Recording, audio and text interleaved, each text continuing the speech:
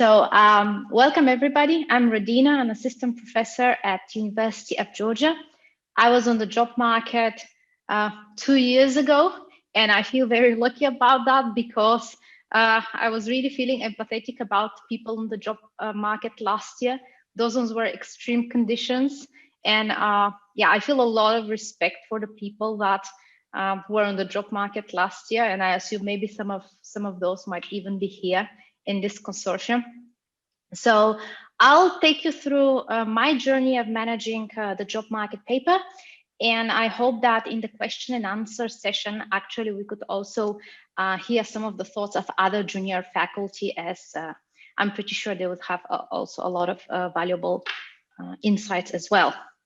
So very briefly, I will start off with something slightly different, which is a Strategy Research Foundation research grant that Mike also asked me to touch upon. I got this grant and I had extremely positive experience with it. So I would actually recommend everybody to give it a shot. So I'll spend a little bit of time talking about that. And then I'm going to move into the managing the job market paper. And in the end, I'm going to leave 20 minutes or so for questions and answers. So what is this grant that I'm talking about? So there is the Strategy Research Foundation that gives 3 types of grants, and one of them is a dissertation research grant program. It's for students that are a little bit advanced. So in their 3rd or 4th year of the PhD program, it covers up to $10,000. It's quite competitive, and it's also associated with one workshop, which is part of SMS, and then the 2nd year you present a poster at SMS. So I also provided a link where the ones that are interested can go and read a little bit more information. But why I think that this is such a great opportunity? First of all, just the selection process is quite selective, and it can really help you evaluate your ideas in terms of theoretical relevance, but also practical relevance. I think you really need both in order to make your idea appealing to get the grant. So it's an initial test of your ideas behind your dissertation, for example, which I found quite great and stimulating, and it really made me think in terms of practical and theoretical relevance. Also, during the workshops, you meet amazing junior and senior scholars. It's quite funny how people I met during that were my mentors during my session, during the workshop, one of them ended up being an editor for a paper I submitted, and the other one turned out to be in a school where I wanted to apply for a job, and eventually I got an invitation for a job talk there. So you never know what kind of networking opportunities are there, but the people you meet through this program, they're really worth knowing. Let's just put it that way. Another great point of this SRF program is that you get really high quality feedback. You have 1 hour to talk to a very senior scholar, very experienced scholar that could really highlight the very strong points of your ideas and also help you improve.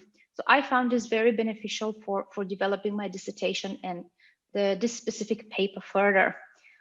Also, you get the 10,000 grant that in my case really helped me acquire data that my university didn't have access to.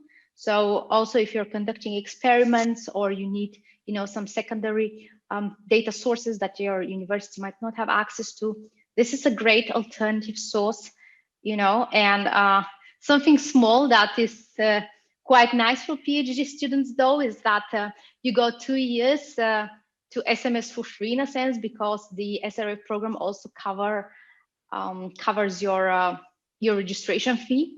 So I think that is very, very generous. So in the end, if there are some questions, we can also talk about that, or I'm pretty sure you can acquire more information on the website. But again, I really, really highly recommend it. If you're a 3rd year or 4th year PhD candidate, give it a shot. because it's just great. Now moving to managing the job market paper. So this could be quite a stressful process and also very important one though for when being on the job market.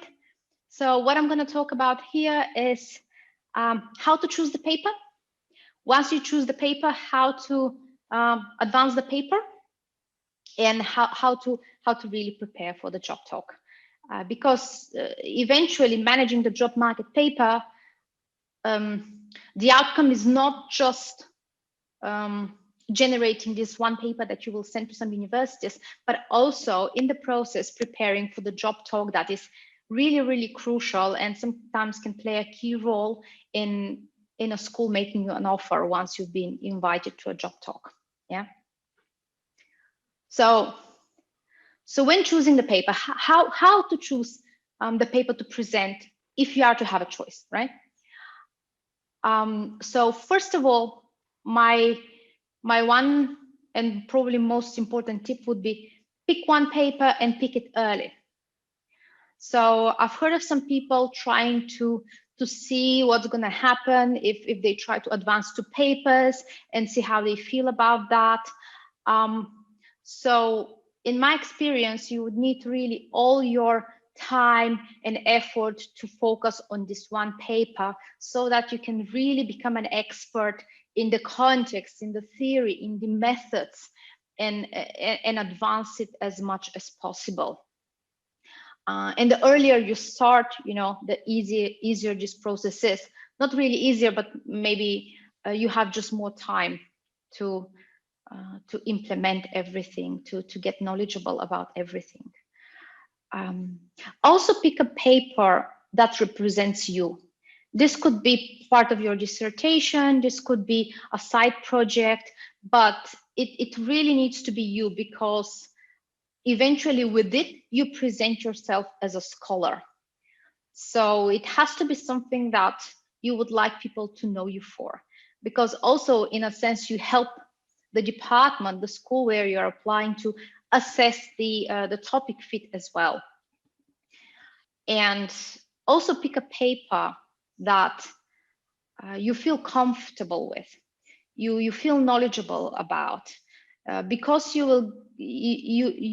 will engage in lengthy discussions about this paper, like an hour and a half, just the presentation and discussion. But afterwards, it's very likely that people will have follow-up questions. So you really need to be comfortable and willing and enthusiastic to talk about this paper with people. And finally, in terms of picking the paper, I heard this advice from some senior scholars when I was on the job market, or the year before, that they would advise me to choose an advanced paper. So in a sense, I agree with that, as long as the previous points are also satisfied. In a sense, you feel comfortable with the paper and you like the paper represents you. So as long as that is also there, because I feel that this might be more important, because you also want to show enthusiasm, right, when talking about it, and even when writing it and just engaging with it. So yeah, if you can pick an advanced paper, that would have benefits, and you will see what kind of benefits just in a slide or two afterwards. So all this being said is in case you have a choice. Sometimes you would not have a choice. Sometimes maybe the policy of your school will be to present your dissertation paper. That's fine. In my case, actually, I'm talking about choices, but I didn't really have a choice, because I had one project that was already out, so it was accepted for publication. I couldn't present that. And the other one was still quite an early stage. I had some ideas and ideas of the results as well, but I wouldn't feel comfortable presenting such an early stage project. So I actually had one project that I could present. And I was very happy with it. But again, just even if you don't have a choice, that's okay. Make sure you make the best out of it. You prepare as much as possible, so that you really seem like an expert when you write the paper, and later on when you discuss the paper as well. So what I mean by being an expert, being a theory expert and being an expert, being a methods expert. And here are some things that you can do to improve your expertise if you wish. Again, in the process of developing the paper. So what I find important in terms of theoretical expertise is to know your theory inside out. But this is kind of intuitive as well, right? However, on top of knowing the theory, ideally, you will also be aware, even if you don't discuss this in the paper, you know, just have the knowledge of alternative theories or explanations that could come to mind.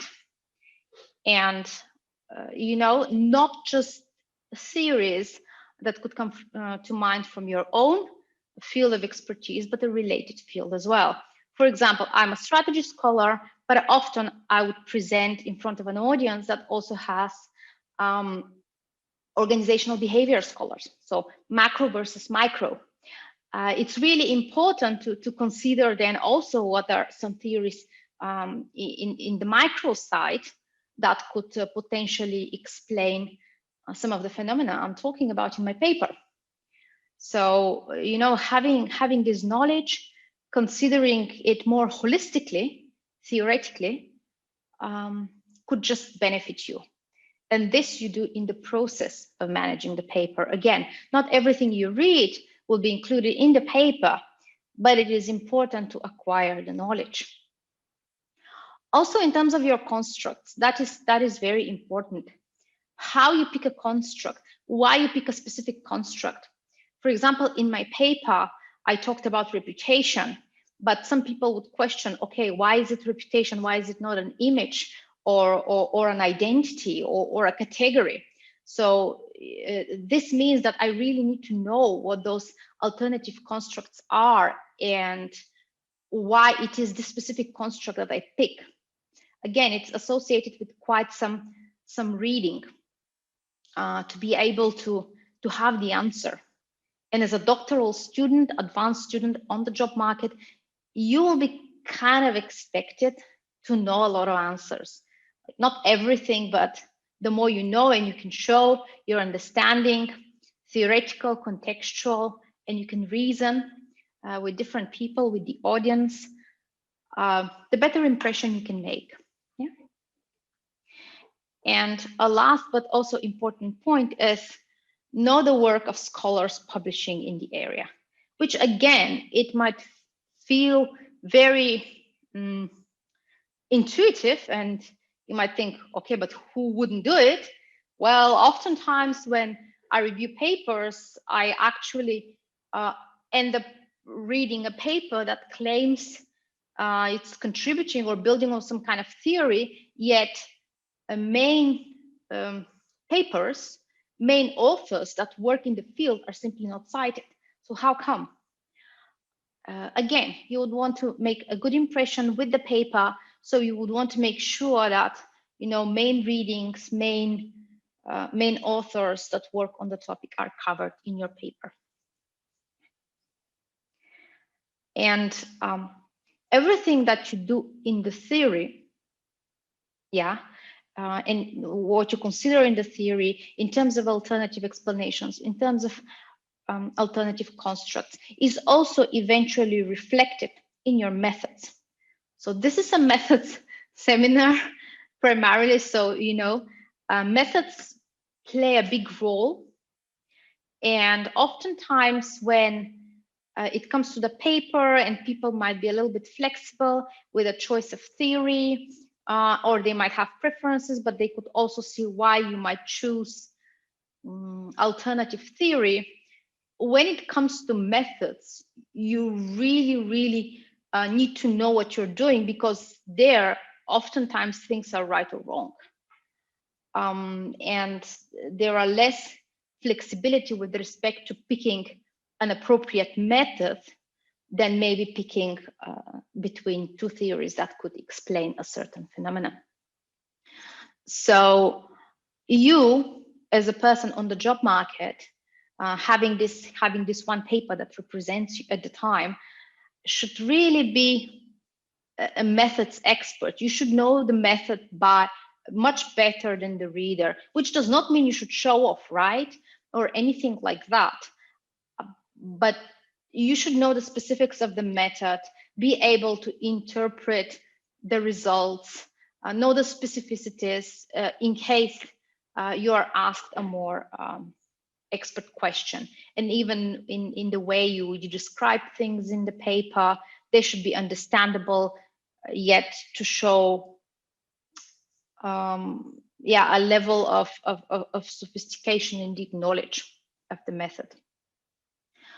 Also, what is extremely important, again, some of those things will be included in the paper, but you should do much more outside of the paper to be able to prepare yourself, is really to consider a lot of alternative explanations, to see whether you control for all of them or whether you can rule them out, oftentimes with means of robustness tests and supplementary analysis. So this could be about trying alternative methods or model specifications, testing a model with control variables versus with limited number of control variables, maybe testing subsamples, some sub-industries, alternative dependent variable, alternative operationalizations. You know, it's all these things that you can do to make sure that your results are robust. That would be important. And again, some of those would be included in the papers, but others will just, you know, people would come up with questions when having conversations with you. Oh, have you tried that? Oh, have you tried that?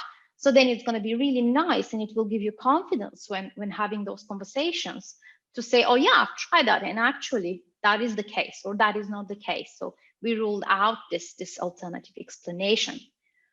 Another very popular topic that everybody seems to be paying more attention to nowadays, and also research methods are improving in that direction, is endogeneity. And this whole workshop is more or less related to that, right? So you really so far have seen the importance and different tests and methods that you can consider. So I think it would be crucial for you when developing the job market paper, and specifically the methodology, thinking about the results, is to also consider, is your paper suffering from some endogeneity problems? If so, how can you address them? Is it a matter of omitted variable, reverse causality? Should you use maybe some kind of instrumental variables, or try to address sample selection problems? You know, it's all those things that would be relevant for some papers, but not for others. Yeah, so again, an area where you need to pay particular attention. And finally, I think it's great if you can know the limitations of your study, primarily empirical limitations, and be transparent about them. So there is nothing better than that, because it shows expertise, and at the same time it shows high ethical standards. You know, transparency, willing to discuss things. Which again, what I mean by limitations is truly a limitation, not something that you could have done but you didn't do. So no, those ones should be minimized as much as possible. But something that really seems to be maybe a limitation of the data, or limitation of the method. So yeah, knowing those and saying, yeah, I understand that, but also if you look at the method, this is, you know, associated with it, or if we look at the data, this was the best that we can do. And you know, we are still confident in our results because of this and these other reasons. Yeah.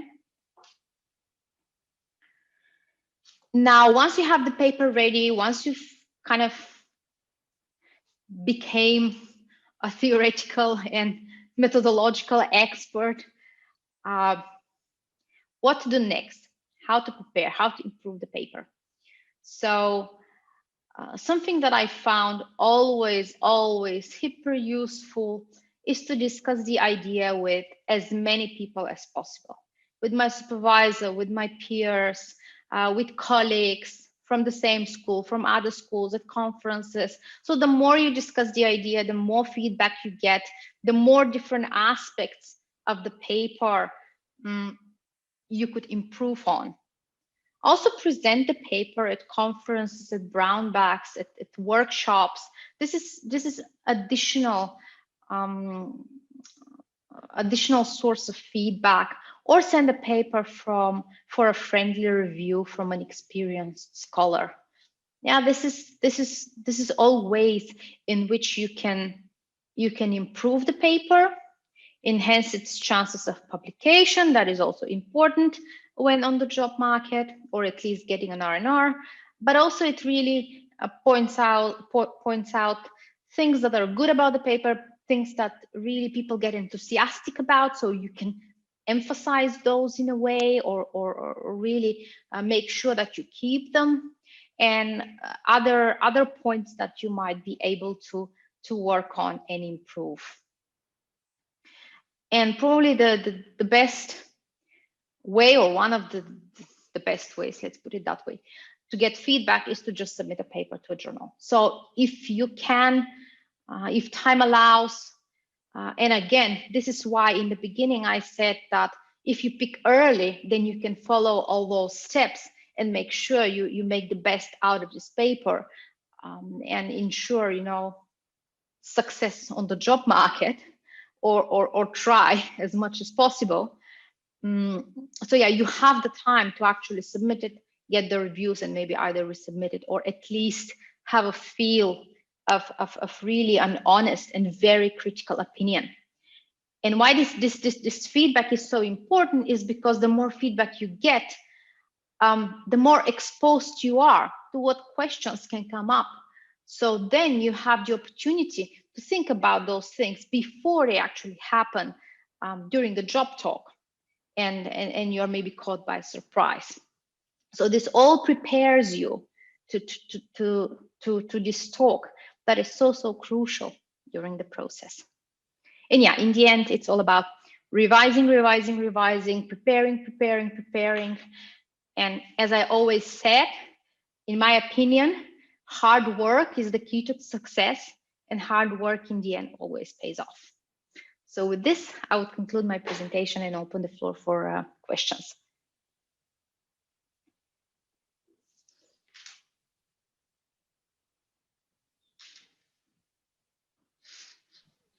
So if people have questions for Radina, now would be the time to ask them. And thank you for that very helpful guide through the process. I really thought you hit all the high points. I have a question. Thank you for the presentation, Radina. So in your experience, what should be the balance between, like, when you're doing the job talk and you're presenting your paper, what should be like the balance between like the theory part and the method part? So what I've noticed is that people get most enthusiastic about the theory, and most questions would occur there. And you know, it's really intellectual discussion. It's very nice. So I think most of the talk will be about the theory per se. So you will have relatively short time to go through the methods, and then some questions will appear there as well. And that's why you have to be really prepared, so that you can handle questions a little bit faster. And you can make sure that you discuss the main points of the method, so that you seem like an expert, that you know what you're doing robust things, but still not spend too much time in explaining. And this being said, it really depends on the school, because I've also heard of some schools that even if you go through 2 or 3 slides on your presentation, that is fine, because they really want to see how you can reason. So you have to be ready to talk about all parts of your paper. I think the weight will be on the theory part, but for the methods, even if you have a really short period of time, you should be able to show that you know what you're doing. And again, if actually some junior faculty from the audience wants to jump in and add to what I'm saying, I think that would be great here as well, because in the end of the day, this is just an opinion of one person, right?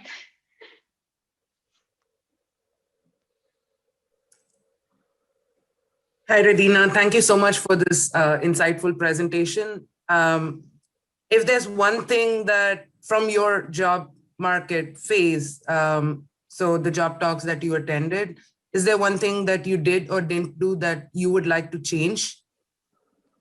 If given an opportunity, is there something that you thought later that I wish I had done that, or I wish I didn't do that? That's a very good question. Actually, I never really thought about it, simply because that's not who I am. For me, once something is finished, you know, I'd rather not think about it too much and regret some things. I think I can say one thing that I was very happy about, and that was the amount of preparation I really spent on. The amount of preparation I did for my talk. Probably one thing that, you know, when I reflected on handling the questions later on. So, I mean, you could always come up with a better answer. And sometimes I would find myself thinking, oh, you know, I should have done that, or oh, why I didn't think of that. But again, it's okay. It's okay not everything to be perfect.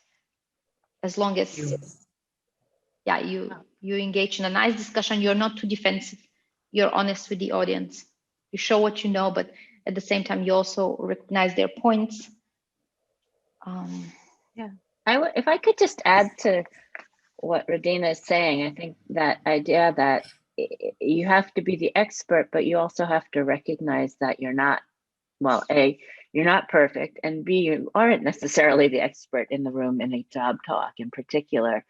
And I think having that balance of really listening carefully to what people are asking you and not being defensive about it, but rather taking it in the spirit of, you know, it's information, it's insight. And that's true with reviewer comments as well. And I know Bert's going to be talking about this in our final talk, but just kind of thinking about listening carefully to what people are asking and being willing to admit sometimes if you don't know the answer.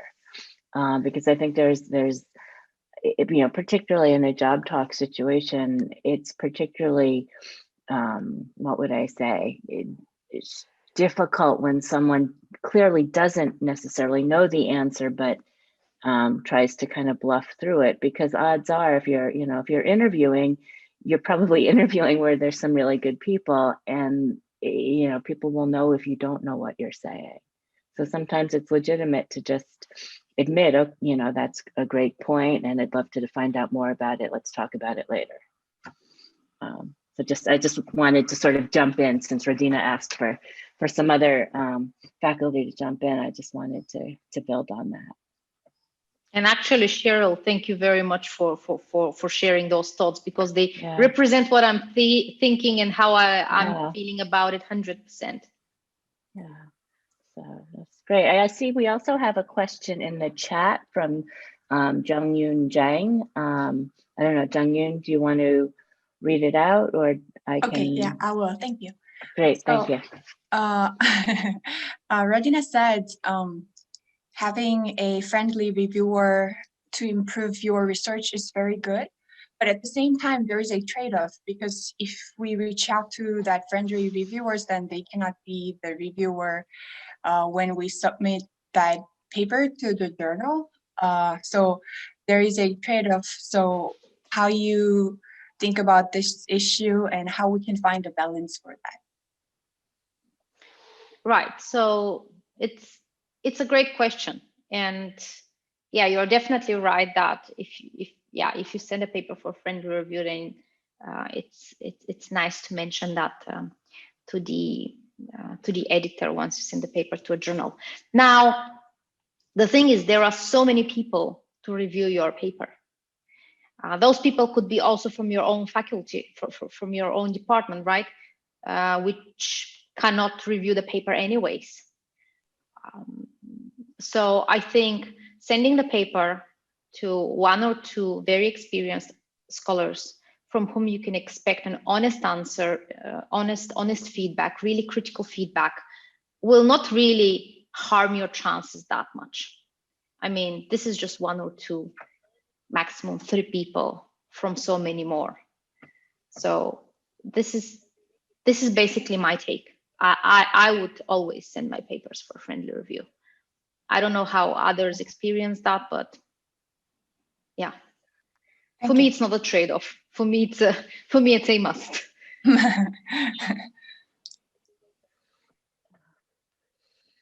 Great. Well, if there's no other questions, then thank you, Radina, for sharing your experiences and insights.